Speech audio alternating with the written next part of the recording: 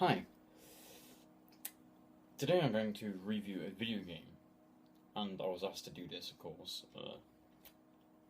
I had a very large choice of what game I would like to review, and I eventually stopped with one of my personal favorites.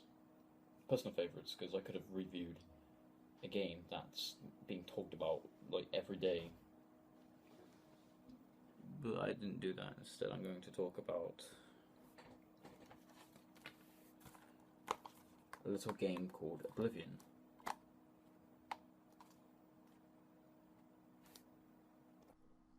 The game starts with the Emperor Tamriel talking about how old he is and how he doesn't rule his own dreams.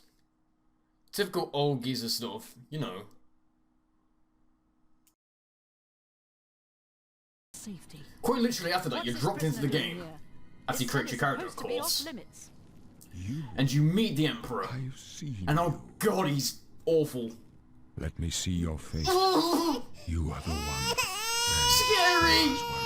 Gods give me strength. The game doesn't really explain why, but crazy cultists start attacking the Emperor and his friends. You can help, or you don't have to. It happens.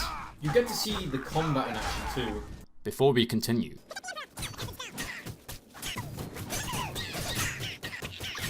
that is all. Voice acting fail. You stay here, prisoner. Don't try to follow us. And they abandon you, but it's okay, you don't need friends.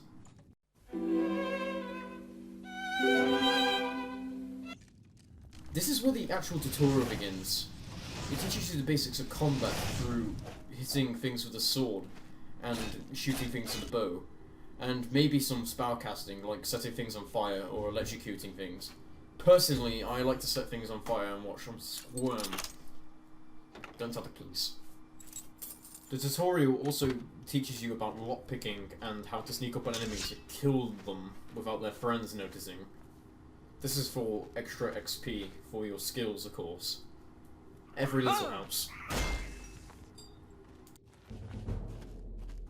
You eventually catch up with the Emperor, the bad voice actor, and the angry guard, but they're not. They want to kill you, but the Emperor says otherwise because he likes you.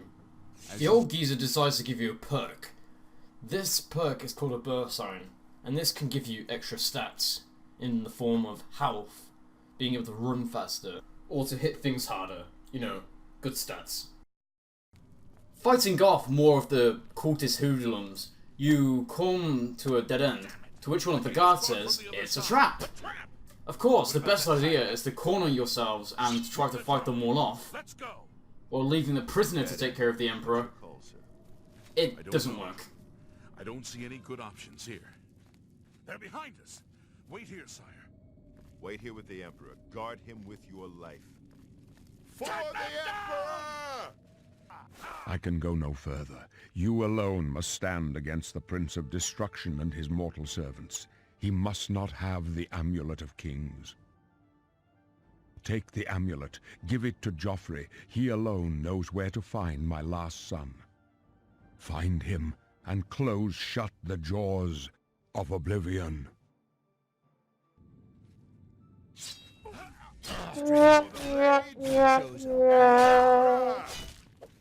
Take them down. Instead of being mad at you for the Emperor's death, the guards instead allow you to make a class. A class is what you use to make you, basically. You have stats, right? Where you can tag those stats to make them even higher, so you can have a bit more progress put to them. Of course, this makes the other skills you don't tag to be lower than usual, but you can still train them up. So it's not a loss, it's just like a head start. And the best thing is you get to name this class. Me, myself, I named it the Booby Milk class because I'm 14 years old and I find this funny. You are then instructed to escape from the sewer, as the amulet the Emperor gave you is very important or some shit. Nothing is explained to you, and only told to give it to some bloke called Joffrey. Fighting through more cultists and other monsters from the very informative tutorial, you make it to the surface. Now, to avoid spoilers, I will stop talking about the story here, and from what I've seen, it's pretty bad. And is this game's weakest part. The fans don't really enjoy it either. So I'd probably rate this, the game's story, 4 out of 10. I'm being harsh, but there's so much more this game does better. Now we move on to the gameplay.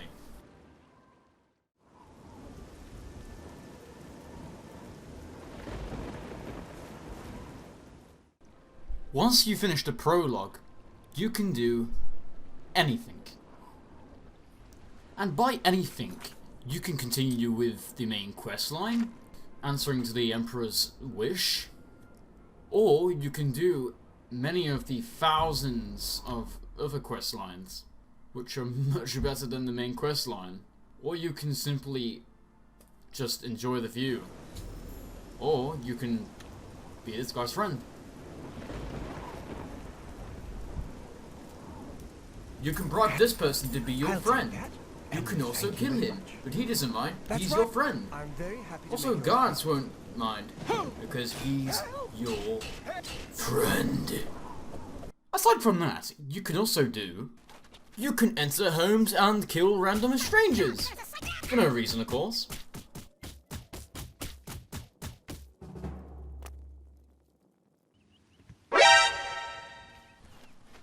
Doing any crimes in the game You violated the law. leads to you going to Since jail. you lack the funds to pay the Especially court, you must now murder. serve out your sentence. Your stolen goods are now forfeit.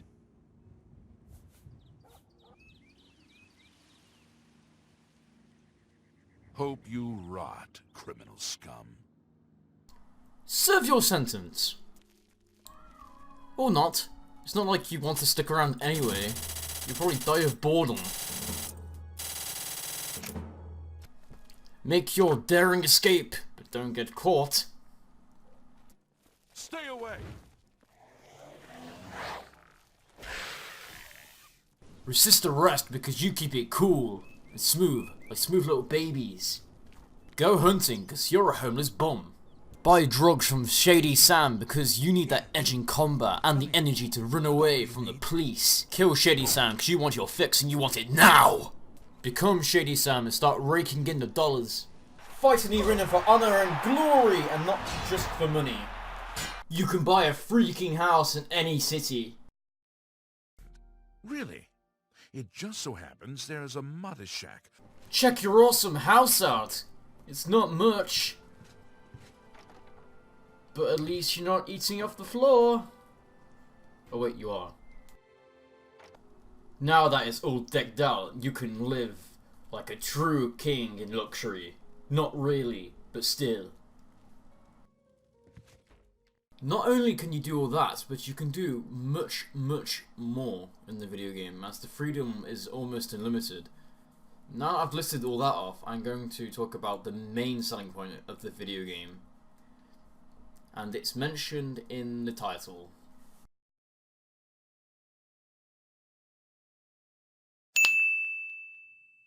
So what is Oblivion exactly? For one, it has something to do with the story after you finish the prologue. Find him and close shut the jaws of Oblivion. A bunch of portals appear and it takes you to another realm that's hellish and has demons everywhere. They're not actually called demons, they're Daedra, because apparently demons were too cool for school.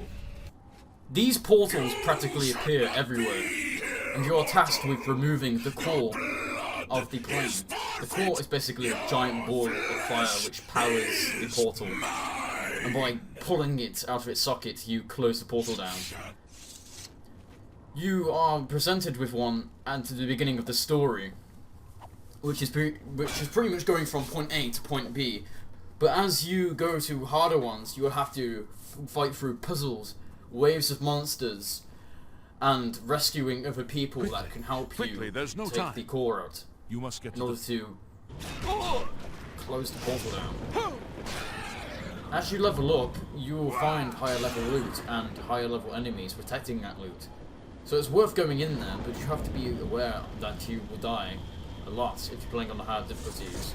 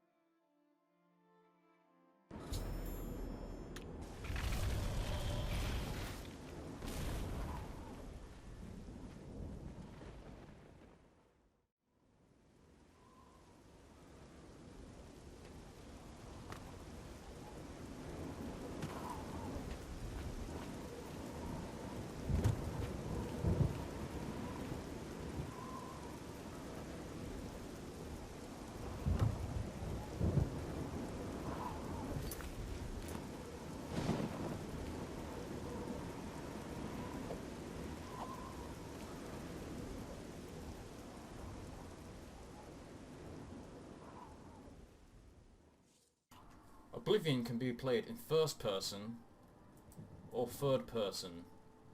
You can use this to immerse yourself with the genre, which happens to be fantasy. Traditional fantasy, to be precise, with the Dungeons and Dragons and all that stuff. Pressing left click will equip your current weapon, and left clicking again will attack with that weapon. Right clicking will block. Let's get into the HUD, the HUD. In the bottom left corner you have 3 bars. The red bar indicates your hit points. Once it reaches 0, you die.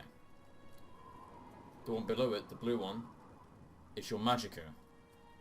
For example, it goes down on your spells. Once that reaches 0, I can't use it, but it will recharge over time.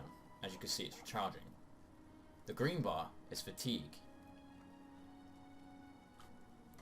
This is for when I'm swiping, jumping. I jumped by pressing E. Or when doing heavy attacks, or taking attacks. If your fatigue reaches 0, you have a chance of falling over, and enemies can get 3 hits on you, or your attacks won't do as much damage. The one next to that is my current weapon type, which happens to be sword. The one next to it is my spell, which happens to be electricity. You can't really tell, but there's like a lightning bolt going through a skull there. Then there's my compass. My compass tells me where to go, or tells me what's near me. For example, you can see houses, a guild, and a settlement, which is this castle here. This is my inventory. This is my inventory as a whole, so it's all of these other icons combined. This is my weapons tab. I can select different weapons here.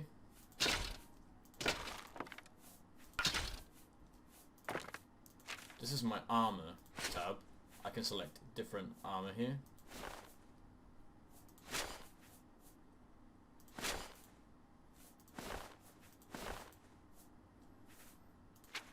This is my poison, poison and potion tab, and also consumable tab, because food. You can use this page to poison weapons and to heal yourself using potions, or to like get your fatigue or magicka back.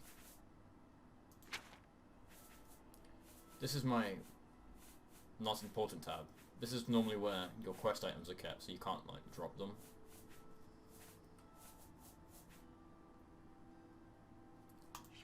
This is my stats page. It tells you how many hit points you have, how much magicka you have, and how much fatigue you have.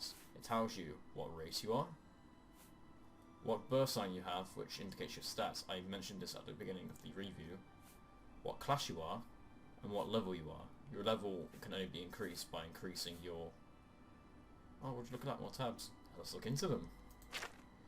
These are your stats in terms of strength, intelligence, willpower, agility, speed, endurance, personality, and look.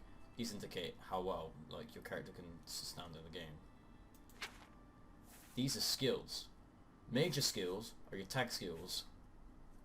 By what, like in the booby class milk I made. Blade, if I continue using the sword and I level it up, I will level up as a character, for example, and also destruction spells like fireballs and electricity. I'm no factions. This is for when you join a guild or you become part of like a gang. It will be displayed here and what rank you are in that gang. This tells you your overall stats, like days passed, how many people you killed, how many skills you increased, and such, and your bounty. This is your spells page. It indicates what spells you can use, and that is about it. It's basically an inventory for spells. It tells you which spells are which. These are ranged spells. This is touching spells. This is like for you, and this is just effects. So if you like get poisoned, you can like check here to check how much damage you're taking. I'm just gonna select this. This is your map. It tells you where you are and what settlements there are. This is your local map. It tells you where you are. You can fill that out by walking around. This is your active quest page. There's nothing on there at the moment because there's no active quest.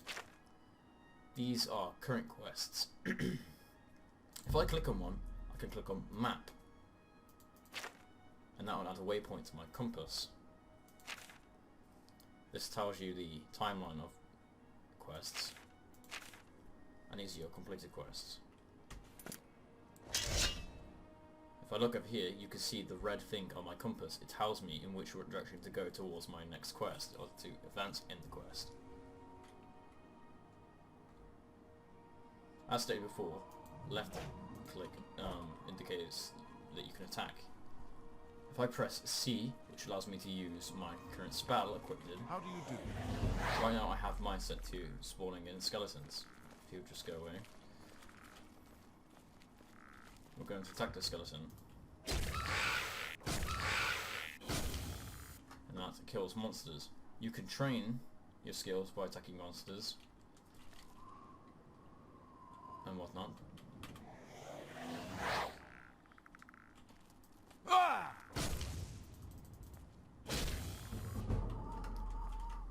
My bullet skill increased. If I press escape, I have a few options. Return brings me back to the game. Saving saves the game, and loading loads the game. You have a few slots to save in and a few slots for loading. Options. I have return to return to this page.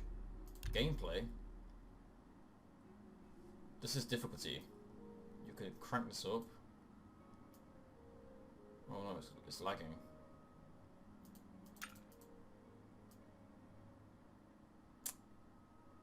Oh no.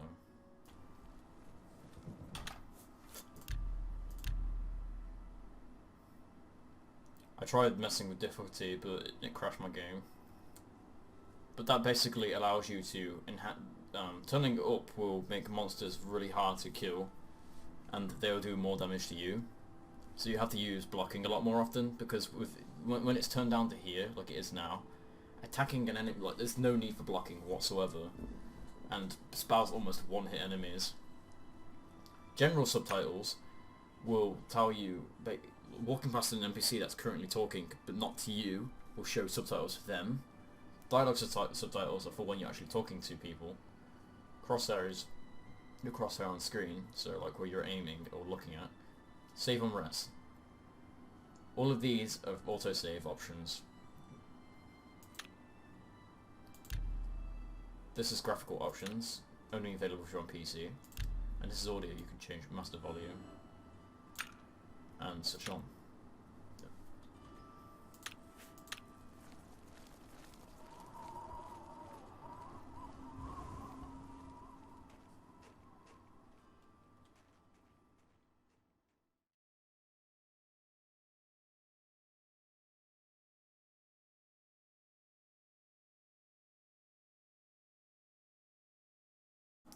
Quickly going over platform, the game was released on 3 different platforms: PC, Xbox 360, and the PlayStation 3 in the year 2006.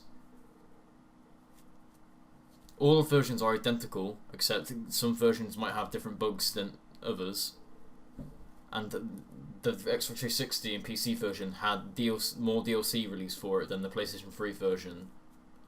2 expansion packs.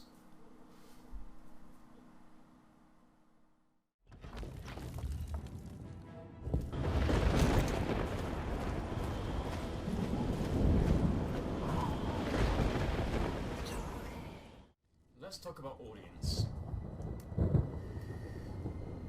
The audience for this game would be teenagers and adults. Why then specifically I'll go on about in a second.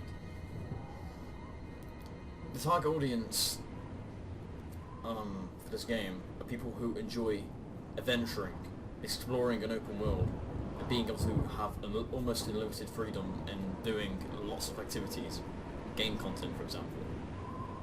You know, content that will almost never run out unless they, they're very dedicated to the game and have almost like all the time in the world.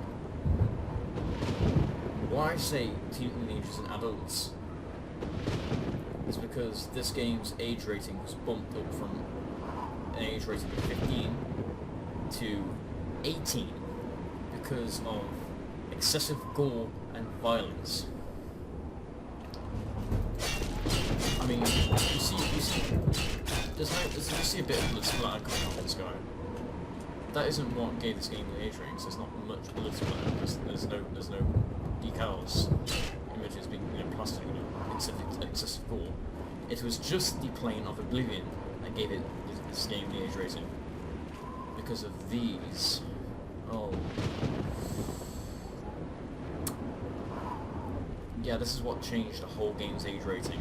Because at release, the game was for 15-year-olds. And the game had to be re-released. There's two different versions of the game. Nothing's been changed in the versions, but it's just a different cover with a different age rating on it.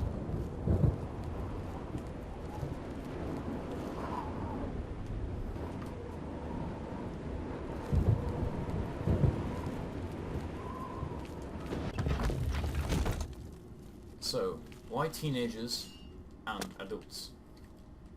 Teenagers are the type of people who would enjoy fantasy games, like Dungeons and Dragons, and get into that things. Children seem to get very bored with stuff like this very, very quickly.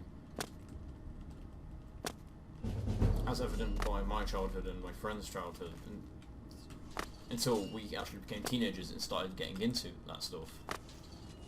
While adults might have grown up with it and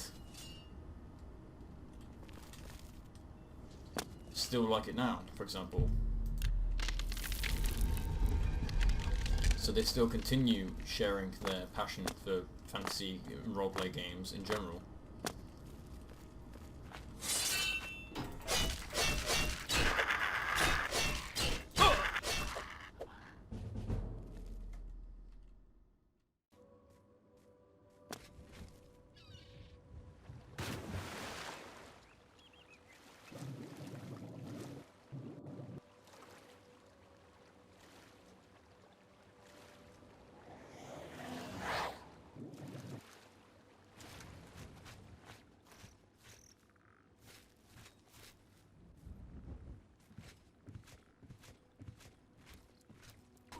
When it comes to visual style, Oblivion excels at this. Something the to game report? Goes after a traditional fantasy style of We'll see. graphics, Every little bit with helps. everything being very bright and whimsical Goodbye. in terms of like magic and design, and the design of monsters and the people around. One thing that doesn't hold up though is the design of the characters. For Bethesda's games, the character designs evolved over time, but with Oblivion, it doesn't hold up. The character designs are very ugly and bug-eyed, and they often ruin the immersion of the that the visual style brings. And the graphics can hold some very, very, very beautiful sights. Of course, not all NPCs look bad. The ones that do just break everything. They're more often than not NPCs that are not really doing anything, so I feel that the Bethesda employees didn't really work as hard in that section. So I rate visual style, in fact I'm going to put it in 2 pieces. 1 out of 10 for character design, 8 out of 10 for graphics. Because they're beautiful, and you know it. Okay, we've now made full circle. And by full circle, we've made it from point A to point B, rated a few things, story, in terms of unique selling points, visual style, and we talked about the age rating, but I can't rate that. So now I'm going to rate the game as a whole, and in my opinion, the game holds up as an 8 out of 10. Why do I think that? Not because it's my favourite game, like personally, it's because for a game that's almost 10 years old, it surprisingly holds up. It's still enjoyable to play, it still feels modern, the mechanics, it's very user friendly, it isn't like most modern day games where it advertises the choice of freedom with all this freedom, but there won't be as much as. Do you understand? So I stand by my decision to make this game 8 out of 10. Good night and have fun.